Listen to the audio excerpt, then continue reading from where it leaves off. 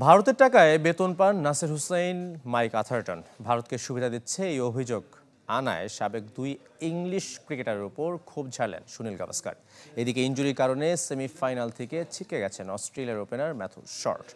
আর এক দশকের মধ্যে আফগানিস্তান আইসিসি ইভেন্ট জিতবে বলে ভবিষ্যৎবাণী করেছেন সাবেক Protea cricketer Dale Steyn. Semifinal নিশ্চিত করেও স্বস্তিতে নেই অস্ট্রেলিয়া।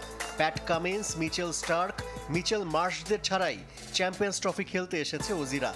নতুন করে আবার ইনজুরি আঘাত এনেছে হলুদ শিবিরে। আফগানদের বিপক্ষে চোটে পড়েছেন ম্যাথু শর্ট। অবস্থা এতটাই গুরুতর যে সেমি তো বটেই, অজিরা ফাইনালে উঠলে সে ম্যাচেও অনিশ্চিত এ ওপেনার। সেক্ষেত্রে বিকল্প ক্রিকেটারের কথা চিন্তাও করছে অস্ট্রেলিয়া। আফগানিস্তান অস্ট্রেলিয়া ম্যাচ পরিত্যক্ত হওয়ায় গাদ্দাফির ড্রেনেজ সিস্টেম নিয়ে প্রশ্ন উঠেছে। মাত্র 30 মিনিটের বৃষ্টির পর কয়েক ঘন্টা পেরিয়ে গেলেও মাঠ প্রস্তুত করতে পারেনি মাঠ কর্মীরা। তাতেই সামাজিক যোগাযোগ মাধ্যমে পিসিবির ওপর ক্ষোভ ঝাড়ছে পাকিস্তানিরা। এই বৃষ্টিতে কপাল পড়েছে আফগানিস্তানের। শেষ চারের স্বপ্ন ভেসে গেছে। তবে ডেল স্টেইনের কথায় সান্ত্বনা পেতেই পারে আফগানরা। সাবেক প্রোটিয়া ক্রিকেটারের দাবি, এক দশকের মধ্যে আইসিসি ইভেন্ট জিতবে এশিয়ার নব্য পরাশক্তিরা।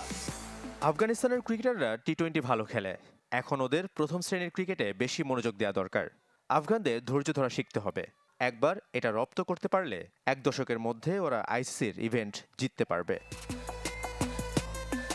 ভারতকে সুবিধা দেবার কথা এতদিন যারা বলেছে তাদের এক হাত নিয়েছেন সুনীল গাভাস্কার। বিশেষ করে মাইক আথারটন ও নাসির হোসেনের উপর ক্ষুব্ধ এ সাবেক ক্রিকেটার। ভারতকে নিয়ে না ভেবে নিজেদের দল কেন গ্রুপ পর্ব থেকে বাদ পড়ল সেদিকে নজর দেবার পরামর্শ গাভাস্কারের। শুধু তাই নয়, তাদের বেতন ভারতের টাকায় পরিশোধ করা হয় বলে দাবি করেছেন তিনি। আশিক রুদ্র, চ্যানেল 24।